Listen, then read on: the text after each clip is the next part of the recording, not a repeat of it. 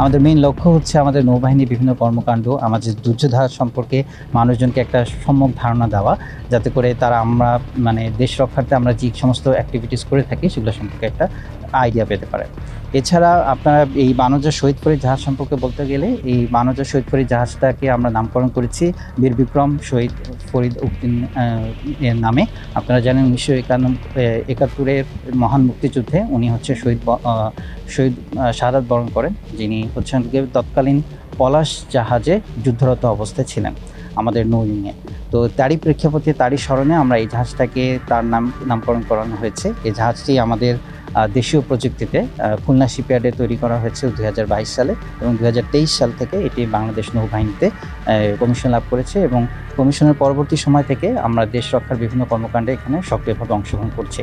আমাদের যে সুবিশাল সমুদ্র সীমা, তার সার্বভৌমত্ব রক্ষার পাশাপাশি আমাদের সমুদ্র সম্পদ রক্ষা।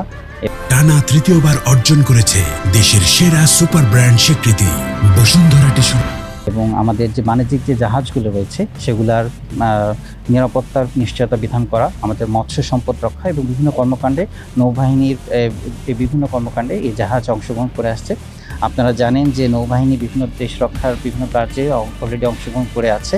আমাদের ইনটু সিভিল পাওয়ারে অংশগ্রহণের পাশাপাশি আমাদের বিভিন্ন জাতি গঠনমূলক কর্মকাণ্ডে নৌবাহিনী অংশগ্রহণ করে আসছে। আমরা চাই আমাদের নতুন প্রজন্ম আমাদের এই নৌবাহিনীর বিভিন্ন কর্মকাণ্ড সম্পর্কে জানুক এবং দেশ রক্ষার মহান ব্রতে উদ্বুদ্ধ হয়ে আমাদের দেশপ্রেমে আরও বেশি উদ্বুদ্ধ হয়ে আমাদের সশস্ত্র বাহিনীতে অংশগ্রহণ করুক এবং জাতি গঠনে আরও বেশি অংশগ্রহণ করুক, এবং আমরা সেটা কামনা করি। এইটাই মেইনলি আমাদের আজকের এই অনুষ্ঠানের মূল লক্ষ্য। এই প্রেক্ষিতে হচ্ছে আজকের অনুষ্ঠান।